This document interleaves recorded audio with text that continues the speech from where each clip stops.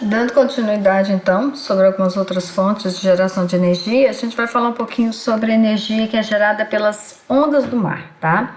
Então, é a energia maremotriz, que é também chamada de energia das marés. Então, é aquela que é gerada através da diferença de altura das marés. Então, de acordo com o movimento lunar, então a Lua ela interfere em questão de maré alta e maré baixa. Então, nesse subir e esse descer da maré, isso auxilia na produção de energia elétrica, tá? Sua existência como energia renovável limpa é uma discussão que está constantemente em pauta entre os países e ambientalistas. É necessária uma diferença de aproximadamente 6 metros entre a maré alta e a maré baixa para um bom aproveitamento. Isso não quer dizer que com uma altura menor você não consegue produzir energia elétrica. Consegue, só que você vai ter uma eficiência muito menor, tá? Então, a energia gerada pelas ondas, ela possui um grande potencial de exploração. Há várias regiões com aptidão para o aproveitamento da energia de ondas.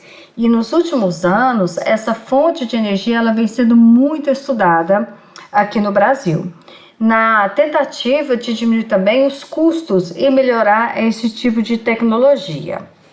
A maioria das instalações dessas centrais de energia das ondas existentes são de potência reduzida, situando-se no alto mar ou próximo ali junto à costa. Então, precisa de águas profundas ou águas rasas. Então, você pode conseguir essa geração tanto em águas profundas quanto em águas rasas, tá?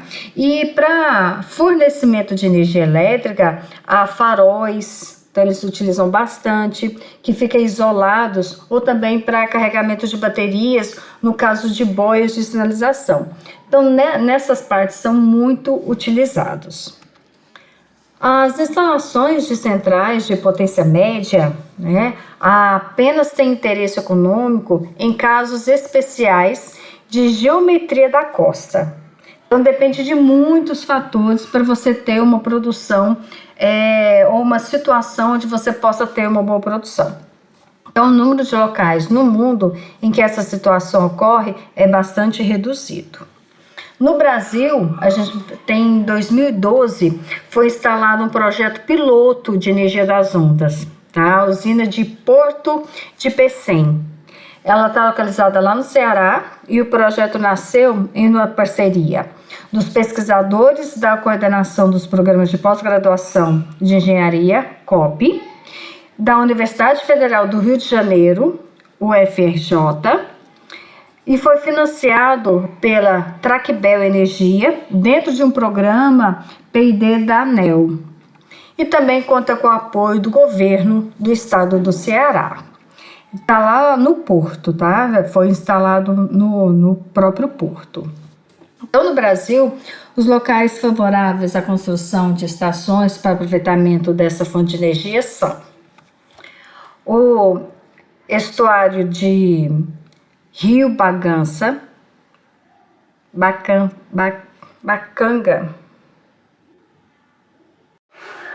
No Brasil, os locais favoráveis à construção de estações para o aproveitamento dessa forma de energia são lá no Rio Bacanga, em São Luís, tá, no Maranhão. Lá você tem marés de até 7 metros, tá, entre a maré baixa e a maré alta, então você tem essa diferença. Na ilha de Macapá, e lá, o detalhe é lá que a gente tem a diferença de marés de até de 11 metros, tá? Então, é uma altura muito boa. A Baía de São Marcos, no Maranhão, já que tem uma altura ali próxima de 6,8 metros. E também tem Tutóia, já com 5,6 metros. Aí já diminui um pouco a produção, mas ainda é considerado uma altura razoável, tá? Então, nessas regiões, infelizmente, a topografia do litoral não favorece a construção econômica dos reservatórios que precisa ter, tá? O que impede seu aproveitamento. Então, a gente tem essa diferença aí de altura das marés para a produção, aqui a altura adequada para a produção, porém a gente não tem uma topografia adequada para a construção nesses locais, tá? Então, as ondas do mar, elas possuem energia cinética devido ao movimento das águas e energia potencial devido à sua altura. Então, a energia elétrica, ela pode ser obtida se for utilizando o movimento oscilatório das ondas, e o aproveitamento é feito nos dois sentidos. Então, na maré alta, a água enche o reservatório, passando através das turbinas e produzindo energia elétrica. Na maré baixa, a água esvazia o reservatório e passando também novamente através da turbina, agora no sentido contrário ao enchimento, e produzindo também energia elétrica. Okay?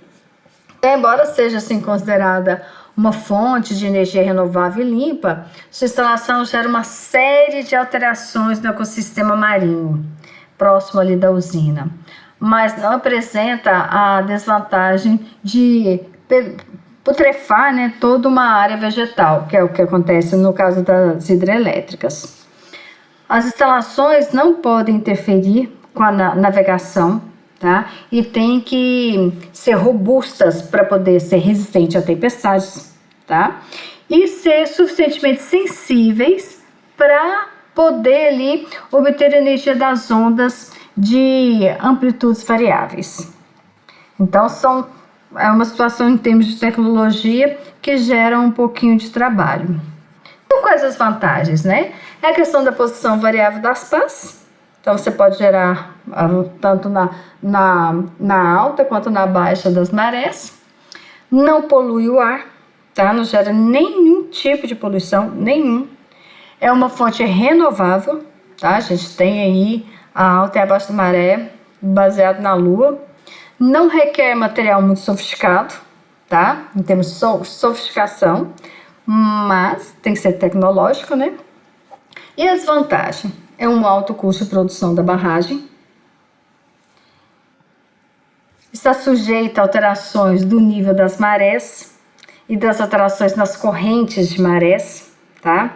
Então, se qualquer mudança que tiver, aí a gente tem mudanças climáticas que interferem nessa alteração aí da corrente, das marés. Se ocorrer uma alteração, aquele que você gastou ali para montar toda aquela estrutura, ela é perdida. Então, há poucos sítios favoráveis para barragens.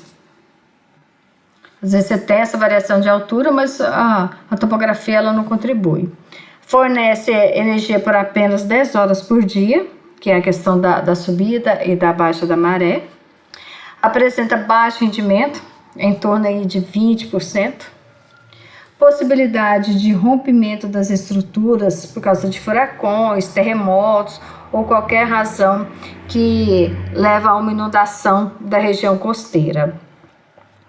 E é isso que eu queria falar com vocês, né? Com relação a algumas outras formas de geração de energia. Eu acho que a gente já viu bastante. A gente tem uma ideia global agora. A gente pode começar a analisar o que é melhor, né? Que tipo de geração seria mais adequada? O que vocês acham, né? Vamos trabalhar isso. O que vocês consideram? Qual seria realmente a melhor? Será que existe uma que é, nossa, é muito boa? Ou todas elas têm seus prós e contras e a gente tem que pesar isso baseado em cada particularidade de cada região, né? Então, são alguns aspectos a serem pensados. No mais, qualquer dúvida eu estou aqui para sanar e faça as atividades, ok? Até a próxima aula.